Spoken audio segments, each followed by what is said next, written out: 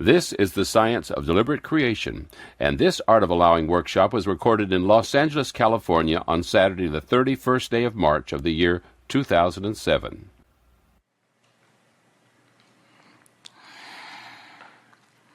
And are you refreshed? Yes. Good. Come forward if you will. Yes? Wait. You are the one. Wait. Hi, good morning. It's lovely to be and with you. And I have no words for what I really want to ask you, but I'll try to use the ones that I do have.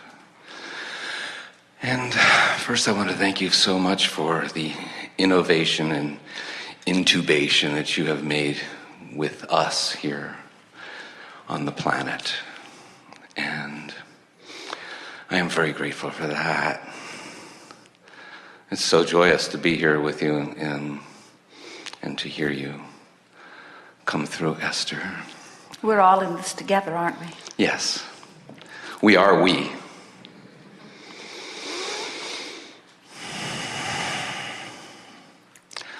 And so I've really enjoyed the readings and the hearings, and my question is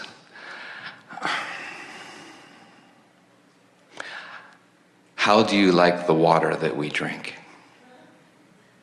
Which water? Quite a variety in it. And you do it from so many different vantage points. When you are in a state of unhappiness, doesn't matter how pure the water you drink is, you don't receive full benefit from it. So we would rather that you are joyfully connected, which means you are able to overlook the impurities in the water and still remain connected to source and drink impure water, than that you have the purest water that you can fashion in your worry and pushing against impurities. So the more important question is, how do you like the water you drink? Somehow I knew you were going to ask me that question. Today I love the water that I drink. And you see, the thing that we want so much for you to hear is because you're bordering on what we were playing with earlier. You're not bordering on it, you're jumping in it with both feet. What we were playing with earlier, that most people say, pure water makes me feel good, impure water makes me feel bad, therefore I must purify the water in order to feel good.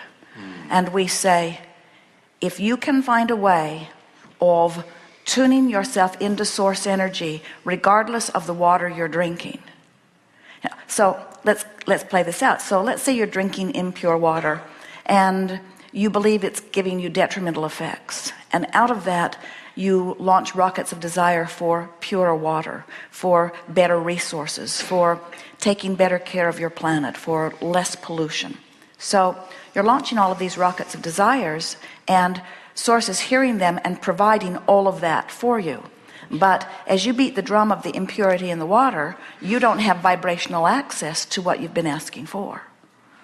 So then people will say, and it's very prevalent in a world of wanting to sell people things, most people want to point out what's wrong with things in order to get you to, in other words, if I can convince you that there's something really wrong with this, then maybe you'll want that. And we just want to say anything that causes in other words, all of this information about global warming, and everyone is feeling impacted by it, and everyone is sort of wanting to move into some sort of action about it. And we want to say to you, you do not need to dig the hole for yourself by beating yourself over the head with what's wrong in order to give birth to what's right. In other words, you don't have to have a nervous breakdown before you come out into the light. You can explore the contrast, give birth to what you want, and turn your undivided attention toward what you want and receive it. So you will never find us to be proponents about what's wrong with your planet. We will always be encouraging you to look wherever you're looking for the positive aspects. And when you find them in your alignment, as best as you can do from where you are, you will be guided to the resources that will fully answer every question, provide solutions to every problem, give clarity to every place that has been confused. No exception. I have no other question. Very good.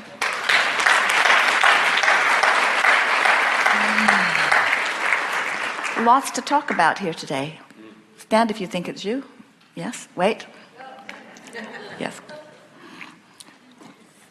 This is a very fat finger. It points in a very broad range.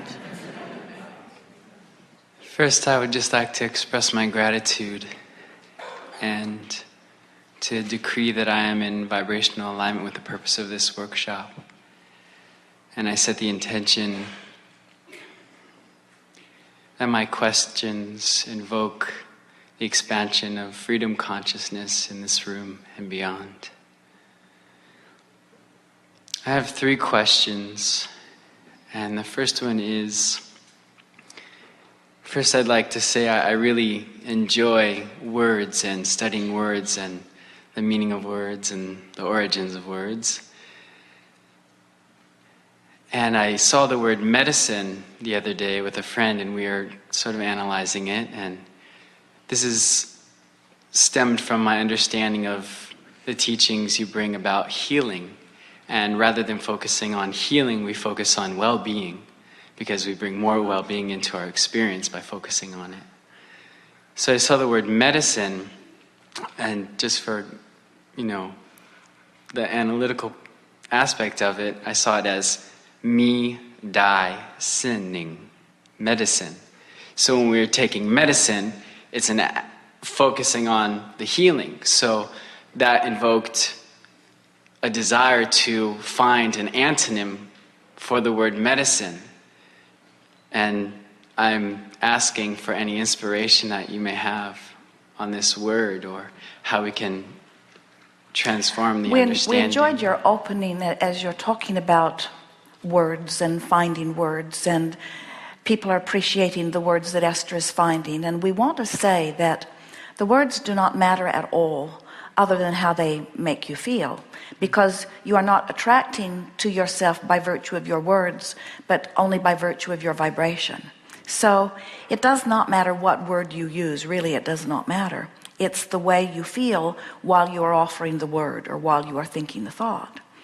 You're talking about something that is really worth spending some time on, because we've been talking about this stream that is always flowing, and when you allow yourself to go with it, no matter where you put your boat in the stream, just allowing yourself to go with the current of the stream is healing in nature, and will eventually, as you allow it longer, take you to complete wellness. No matter where you put your boat in, you could put your boat in the stream with several deadly illness tagged to your toe, and as you release the resistance that is, you see, there's not a stream of illness. You don't walk, there's not a stream of evil. You don't walk into a room and look for a dark switch. It's just, there's just this stream that's flowing, and you're going with it or not. So think about even the word healing. Imagine someone being in a state, they've been assigned by a professional a label for their condition, and they say, I'm going to heal myself. I'm going to be all right. I'm going to heal myself. I'm going to find a way.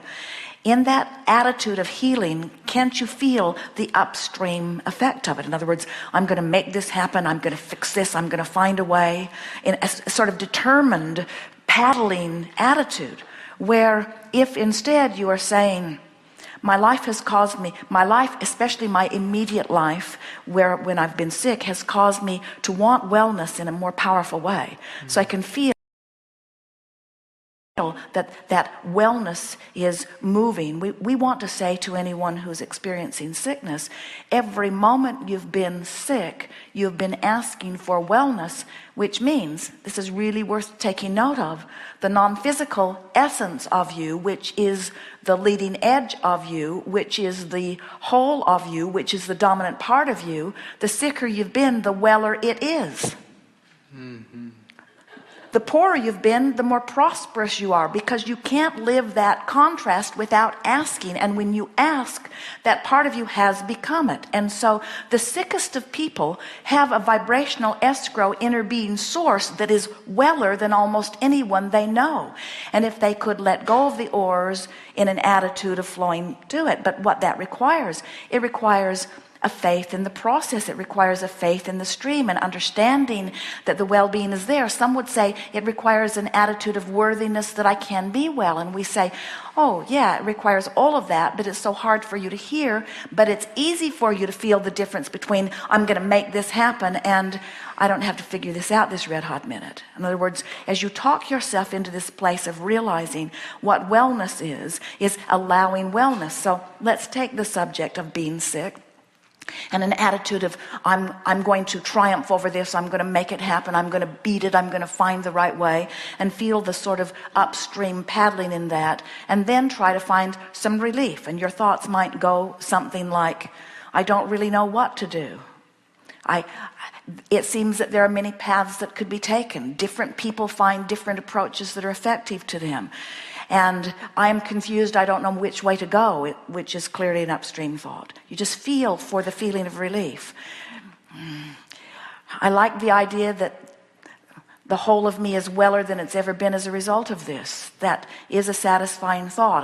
And I'm looking forward to finding some thoughts that will allow me to flow toward that. And I have seen my body recover from things in the past, and I know that it is a well-being body by nature. And as I look around the planet, even though illness does exist, I see far more wellness among the population than illness. And so I believe that that is the dominant stream. And I'm glad I don't have to figure it out all right now. And I do have leeway in this. And I do have a sense that the way my body is feeling is about the alignment of my energies. And while I can't figure out exactly how to align with wellness, I can feel that ease is a better path toward it. And as you just talk to yourself until the sense of tension goes away, you have accomplished a vibrational shift. And the slightest vibrational shift will yield you obvious manifestational evidence. So before you know it, you begin to feel invincible. You get to the place where you just don't worry all that much about what is, because what is only the platform from which you're launching. And so you almost could say, the worse it is, the more I want, and the more I want, the better I am, and the better I am, the better it'll be. So what can be a problem?